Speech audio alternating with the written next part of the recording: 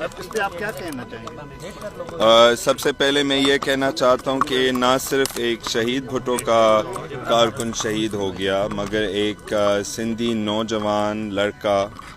ان کا کام کر رہا تھا، کھیتی باڑی کر رہا تھا اور وہ شہید ہو گیا۔ میں ان کا خاندان کو سرخ سلام کہتا ہوں، اور جتنے بھی لوگ شہید ہوئے انڈیا کی وجہ سے کشمیر میں، پنجاب میں اور سندھ میں ان سب کو سرخ سلام کہتا ہوں، اور میں ان سب کے ساتھ ہوں، میں یکجہتی کرتا ہوں ان سب کے ساتھ، بچے سے بزرگ تک، کیونکہ بچے بھی اس معاملے میں شہید ہوئے، نوجوان بھی شہید ہوئے۔ مختار لغاری کی عمر صرف 25 سال کا تھا اور ان کے 3 بچے بھی تھے، اور ہم بھی ایک شہید کے گھر سے آئے ہیں، تو ہم سمجھ سکتے ہیں کہ اس میں کتنا دکھ ہوتا ہے، مگر شہید کبھی بھی نہیں مرتے ہیں۔ عربی میں شہید کا یہ مطلب ہے گواہ، دنیا کے ناانصافی کے گواہ، اور وہ اس دنیا کے ناانصافی کا گواہ رہے گا قیامت تک۔ آپ کیا سمجھتے ہیں یہ ڈرون جو بھجوائے جا رہے ہیں انڈیا کی جانب سے، اس پر اسرائیل کا جو ہے وہ ٹیگ لگا ہوا ہے، کیا اس میں اسرائیل کے ملوث ہونے کے کوئی ہے یا یہ کوئی اتفاقاً بات نہیں ہے، یعنی کہ انڈیا ہمیں اسرائیلی ڈرونز بھیج رہے ہیں، کیونکہ ان کا ویسے دوستی ہے، مودی اور نیتن یاہو کے دونوں شیاطین کا ویسے رشتہ ہے، تعلق ہے، اور وہ آپس میں بیچتے رہتے ہیں ٹیکنالوجی، مگر یہ بھی ہم دنیا کو دکھا رہے ہیں کہ ہم امریکہ اور اسرائیل کے بغیر بھی ایک جنگ لڑ سکتے ہیں، کیونکہ ہمارا سامان تو سارا چین کا ہے، اور ایشین والے ممالک کے چیزیں ہیں، اور ہم ہمارے اپنے ایشین ہتھیار کے ساتھ اس جنگ جیت بھی رہے ہیں۔ ہم نے ان کے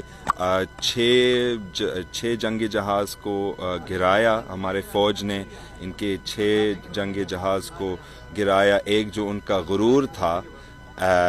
جو رافیل جو فرانس میں بنے ہوئے تھے، ہم نے اس کو بھی گرایا، اور ہم نے بڑا ریسٹرینٹ بھی دکھائیں۔ انڈیا ہمارے لوگوں پر حملہ کر رہے ہیں، ہمارے بچوں پر حملہ کر رہے ہیں، ہمارے سیاسی کارکن پہ بھی حملہ کر رہے ہیں، جن کا بہت بڑا مستقبل ہو سکتا تھا، اور ہمارے ریٹیلیشن ان کے عوام پر نہیں ہے، ان کی ملٹری آرٹلری پر ہے، ان کے جہازوں پر ہے۔ تو اس بات میں فخر ہے کہ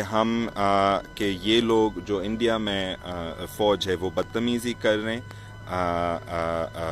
عوام پہ حملہ کر رہے ہیں، اور ہمارا جواب اسی طرح نہیں ہے، ہم ان کے ملٹری انفراسٹرکچر پہ حملہ کر رہے ہیں۔ صاحب، آپ اس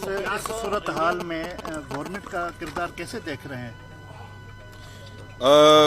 مجھے ابھی لگتا ہے کہ ہمیں متحد ہونا چاہیے، ہمیں ایک یونائٹڈ فرنٹ بنانی چاہیے عوام کے، اور اوبیسلی جنگ میں فوج لڑتے جنگ نا، تو پہلے جو اختلافات تھے ہم ان پہ تھوڑا سا پاز رکھ سکتے ہیں جب تک یہ انشاءاللہ یہ جنگ جلد سے جلد ختم ہو جائے گا، پھر انشاءاللہ تعالی ہم اپنے مسائل پر واپس آ سکتے ہیں۔ جی جی جی۔ اچھا میر صاحب، اس وقت ملک جو ہے نازک صورتحال سے گزر رہا ہے، جنگ کا صورتحال ہے، تمام جو سیاسی پارٹیاں ہیں ان کو کیا میسج دینا چاہیں گے؟ کہ ابھی جنگ کے صورتحال میں کوئی سیاسی پارٹی نہیں ہوتے ہیں، سب ایک ہونا چاہیے۔ یہ جو آپس میں اختلافات چل رہے ہیں یہ تھوڑا آپ پاز رکھیں، ٹھیک ہے؟